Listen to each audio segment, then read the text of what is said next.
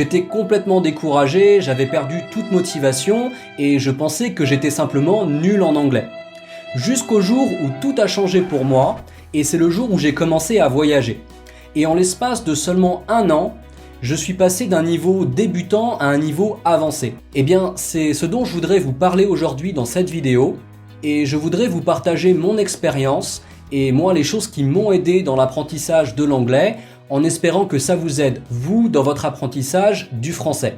Sans plus attendre, voici mes 7 conseils pour apprendre le français plus rapidement, plus facilement et plus efficacement. C'est parti!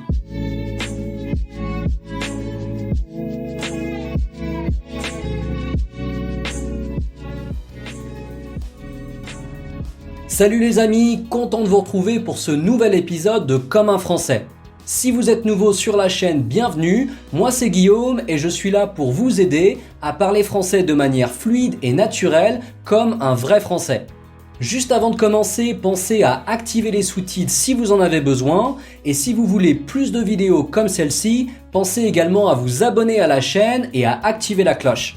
Alors, quelle est la meilleure stratégie pour apprendre le français ou n'importe quelle autre langue plus rapidement et plus efficacement ?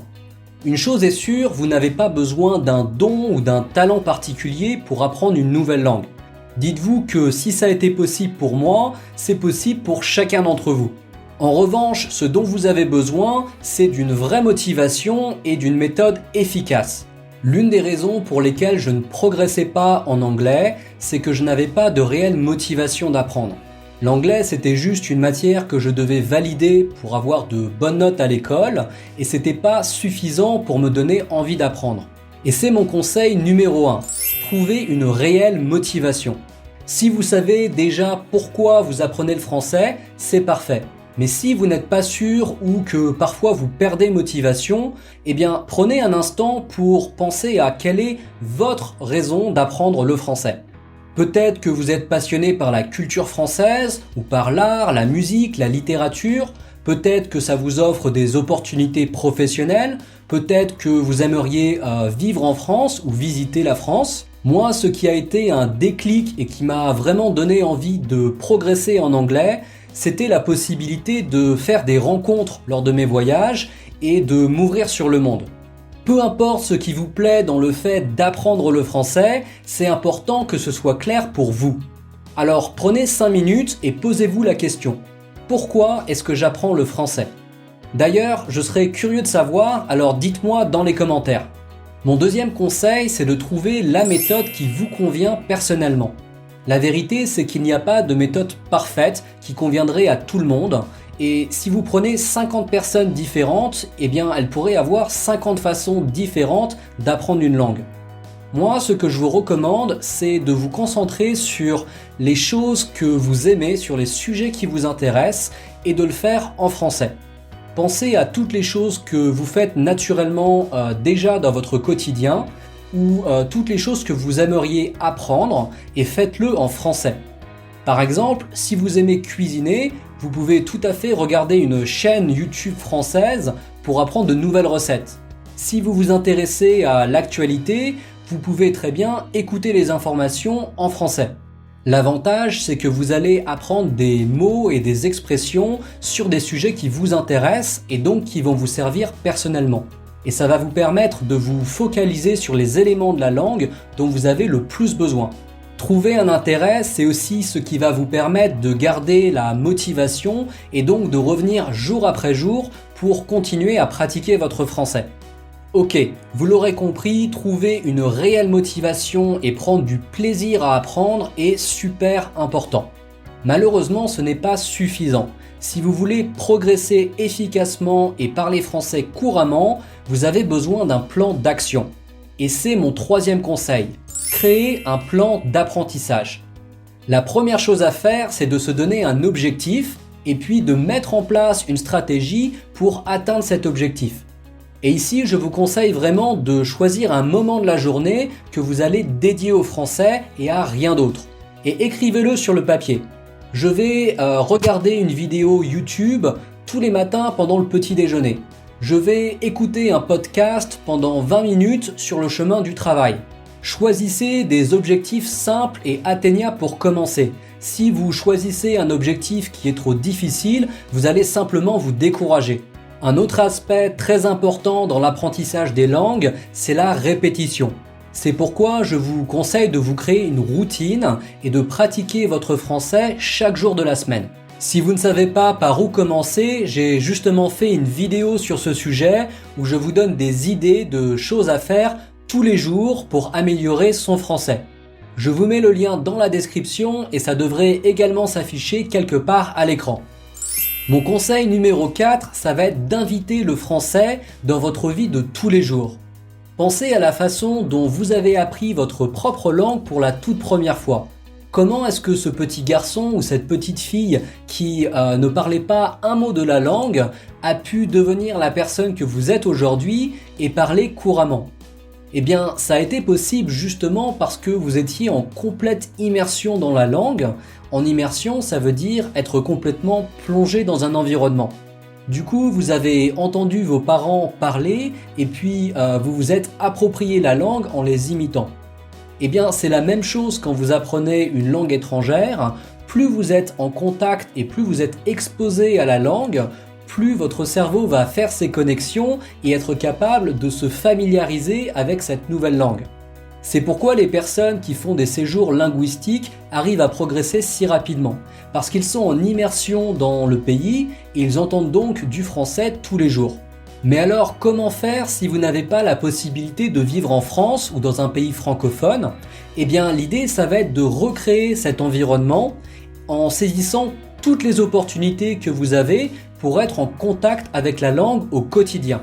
Et il y a des choses très simples que vous pouvez déjà faire, comme tout simplement de changer la langue de votre téléphone et de votre ordinateur. Plutôt que de regarder un film dans votre langue, vous pouvez tout à fait regarder un film en français avec les sous-titres. Bon, ça, ce sont des petites astuces, mais si vous voulez progresser efficacement et être en complète immersion dans la langue, eh bien, il va falloir écouter du français et parler français tous les jours. Alors, vous allez me dire, ok Guillaume, mais moi, j'ai un travail, j'ai des activités, j'ai une famille, j'ai pas des heures entières à dédier au français tous les jours. Mon avis personnel, c'est que le temps, on ne le trouve pas, on le prend. Maîtriser complètement une langue, ça demande de la pratique, ça demande des efforts et ça demande de s'investir complètement dans ce qu'on fait.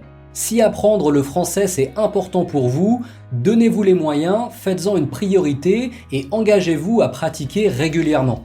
Et ça peut être aussi simple que de se lever 20 minutes plus tôt le matin pour pratiquer votre français ou de prendre 30 minutes pendant votre pause déjeuner. Cela étant dit, on a tous des vies très chargées et si c'est votre cas, eh bien, j'ai quelques astuces qui justement vont vous aider à optimiser votre temps. Et c'est mon conseil numéro 5. Optimisez votre temps d'apprentissage. Une première façon, on l'a vu, c'est de se concentrer sur l'essentiel, c'est-à-dire sur les choses qui vous sont le plus utiles. Ne perdez pas trop de temps à apprendre des choses qui ne vont jamais vous servir. Prenez des raccourcis, allez à l'essentiel, apprenez ce que vous allez vraiment utiliser dans la vie de tous les jours. Pensez également à tous ces moments de la journée où vous êtes actif, vous faites quelque chose, mais vous êtes intellectuellement disponible. Par exemple, quand vous faites à manger, quand vous faites la vaisselle, quand vous étendez le linge, quand vous êtes dans les transports en commun, tous ces moments de la journée, vous êtes en fait disponible pour pratiquer votre français. Et c'est l'occasion parfaite pour écouter un podcast, regarder une vidéo YouTube ou un TED Talk en français. Et ce qui est génial avec ça, c'est que vous n'avez pas besoin de prévoir de temps supplémentaire pour apprendre. Le prochain conseil est vraiment ce qui moi m'a permis de finalement progresser en anglais après toutes ces années à rester bloqué. Et c'est sûrement l'un des conseils les plus importants. Conseil numéro 6, vivez la langue. Voyez l'apprentissage d'une langue comme une porte d'entrée vers de nouvelles expériences. Dès le moment où j'ai commencé à voir la langue comme un moyen de communiquer et d'échanger avec les autres, j'ai enfin pu progresser. On l'oublie parfois, mais le but premier d'une langue, c'est de communiquer. Oui, la grammaire et la conjugaison, c'est important, mais si vous voulez vraiment parler français, vous allez devoir mettre de côté les livres de cours et parler français avec des Français dans la vraie vie. Alors encore une fois, peut-être que vous n'avez pas la chance de vivre dans un pays francophone, mais ça ne veut pas dire que vous ne pouvez pas parler avec des Français. Vous pouvez tout à fait rejoindre un groupe de discussion ou un site d'échange de langue et avoir une conversation avec des natifs. Si vous cherchez un site d'échange linguistique, je vous recommande le site Conversation Exchange. C'est un site assez génial parce qu'il vous met en relation avec des gens qui parlent la langue que vous voulez apprendre et qui veulent également apprendre votre langue. Par exemple, si vous êtes russe et que vous voulez apprendre le français, eh bien, vous pouvez trouver sur ce site des gens qui parlent le français et voudraient apprendre le russe. Et en plus de vous permettre de trouver un partenaire d'échange, ça vous donne l'occasion de faire des rencontres super intéressantes avec des gens partout dans le monde. Si ça vous intéresse, je vous mets le lien en description. Mon tout dernier conseil est surtout n'ayez pas peur de faire des erreurs. Est-ce que ça vous est déjà arrivé au moment d'avoir une conversation dans une langue qui n'est pas la vôtre, de vous dire « Ah, qu'est-ce que la personne va penser de moi ? Et si je n'arrivais pas à me faire comprendre ? Et si je paraissais ridicule ?» C'est l'une des plus grandes difficultés qu'on rencontre quand on essaye de parler dans une langue étrangère. C'est la peur de se tromper, la peur d'être jugé, peut-être la peur d'être vulnérable. Et du coup, on n'ose pas forcément aller vers les autres et engager la conversation. Le problème, c'est que cette peur de se tromper, elle vous empêche aussi d'essayer. Et du coup, elle vous empêche de progresser. Dites-vous que faire des erreurs, ça fait complètement partie du processus d'apprentissage. C'est comme quand vous apprenez à marcher, vous tombez, vous vous relevez, vous tombez à nouveau, vous trouvez votre équilibre et un beau jour, vous savez marcher. La pire erreur, ça serait de ne pas essayer. Si on n'essaye pas, on ne se trompe pas, mais surtout, on n'apprend rien. C'est pourquoi vous ne devriez pas vous sentir coupable de faire des erreurs. Au contraire, c'est l'une des meilleures opportunités d'apprendre. L'échec, ça fait partie de la réussite. Et dites-vous que les Français, de toute façon, ne sont pas là pour vous juger. Au contraire, ils seront très contents de vous voir essayer et ils seront ravis de vous aider. Au bout du compte, ce qui est important, c'est de communiquer, c'est d'échanger avec la personne. Alors vraiment, n'ayez pas peur de faire des erreurs. Voilà, c'était mes 7 conseils pour apprendre le français ou n'importe quelle langue plus rapidement et plus efficacement. Si vous voulez mettre en pratique tous ces conseils, ne manquez pas de regarder cette vidéo où je partage avec vous les 4 choses à faire tous les jours pour s'améliorer en français. C'est tout pour aujourd'hui les amis et je vous dis à très vite dans la prochaine vidéo. Ciao!